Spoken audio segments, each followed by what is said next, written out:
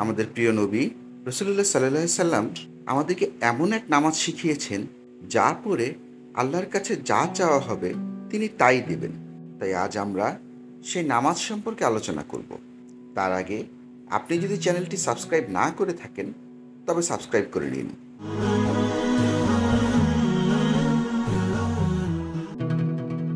বিশেষ কোনো হালাল চাহিদা পূরণের জন্য আল্লাহর উদ্দেশ্যে 2 রাকাত নফল সালাত আদায় করাকেই সালাতুল হাজত বলে। এই নামাজের মাধ্যমে মুমিন ব্যক্তি জীবনের বিভিন্ন কঠিন পরিস্থিতিতে আল্লাহর নৈকট্য ও সাহায্য প্রার্থনা করে। পবিত্র কোরআনে আল্লাহ রাব্বুল আলামিন বলেছেন, প্রয়োজন পূরণের জন্য বান্দা নিজ প্রভুর নিকটে সবর ও সালাতের মাধ্যমে সাহায্য প্রার্থনা করবে। সালাতুল হাজত নামাজের ফজিলত সম্পর্কে হাদিসে উল্লেখ আছে, নবীজি সাল্লাল্লাহু আলাইহি সাল্লাম বলেছেন, যে ব্যক্তি সালাতুল হাজত পড়ে আল্লাহর কাছে দোয়া করে, আল্লাহ তার প্রয়োজন পূরণ করেন। এই নামাজ মুমিনের জন্য আল্লাহর কাছে সাহায্য প্রার্থনার একটি শক্তিশালী মাধ্যম, যা মানসিক শান্তি ও ঈমানের দৃঢ়তা বাড়ায়। সালাতুল হাজত নির্দিষ্ট কোনো সময়ের সঙ্গে সীমাবদ্ধ নয়, এটি যে কোনো সময় আদায় করা যায়। তবে নামাজের যে নিষিদ্ধ সময়গুলো আছে, যেমন সূর্যোদয়, সূর্যাস্ত এবং ঠিক মধ্যাহ্নে, এগুলোকে এড়িয়ে যেতে হবে। আর সর্বোত্তম সময় হলো রাতের শেষ প্রহর, অর্থাৎ তাহাজ্জুদের সময়। এছাড়া ফজর বা মাগরিবের পর জুম্মার দিনে আসর ও মাগরিবের মাঝে পড়াটা ভালো।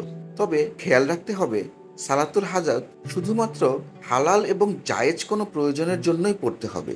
এটি কোনো অসৎ উদ্দেশ্য নিয়ে পড়া যাবে না এবং ফলাফলের জন্য আল্লাহর নিকট ধৈর্য ধারণ করতে হবে, কারণ আল্লাহ তাআলা সর্বোত্তম সময়ে প্রয়োজন পূরণ করেন। সালাতুল হাজত একটি নফল নামাজ, যা সাধারণত 2 রাকাত আদায় করা হয়। তবে ইচ্ছা করলে 4 রাকাতও পড়া যায়।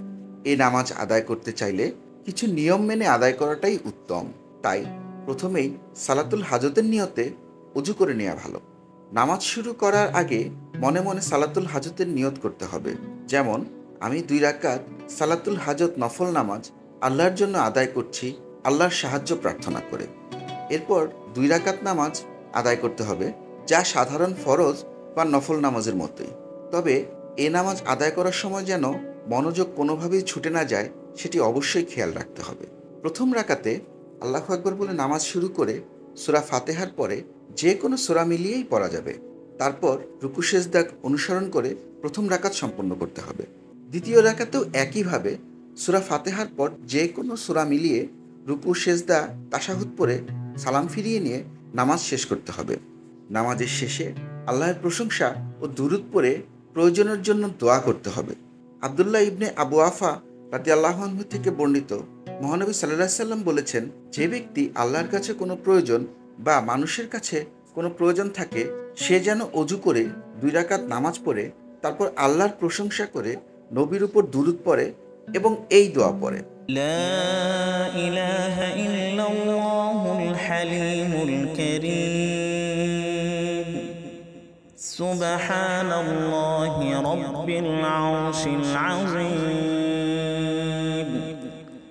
والحمد لله رب العالمين أسألك موجبات رحمتك وعزائم مغفرتك والغنيمة من كل بر والسلامة من كل إثم لا تدع لي ذنبا إلا غفرته ولا هما إلا فرجته ولا دينا إلا قضيته ولا حاجة من حوائج الدنيا والآخرة هي لك رضا إلا قضيتها يا أرحم الراحمين।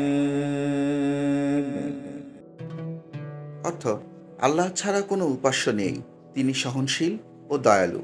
পবিত্র মহান আরশের প্রভু আল্লাহ, সমস্ত প্রশংসা বিশ্বজগতের প্রভু আল্লাহর জন্য। আমি তোমার কাছে তোমার রহমতের কারণ, ক্ষমতার দৃঢ়তা, প্রতিটি পুণ্যের লাভ এবং সব পাপের থেকে মুক্তি প্রার্থনা করি। আমার কোনো গুনাহ রেখো না যা তুমি ক্ষমা করনি, এবং কোনো দুশ্চিন্তা রেখো না যা তুমি দূর করনি। সালাতুল হাজতের নামাজ মুমিনের জন্য আল্লাহর কাছে সাহায্য প্রার্থনা করার একটি অসাধারণ মাধ্যম। এই 2 রাকাত নফল নামাজ পড়ে এই নির্দিষ্ট দোয়ার পরে আল্লাহ তাআলার কাছে আপনার জায়েজ মনোবাসনা আরজি জানালে আল্লাহ তাআলা তা অবশ্যই পূরণ করে দিবেন। আল্লাহ আমাদের সকলকে এই আমল করার তৌফিক দান করুন। আমিন।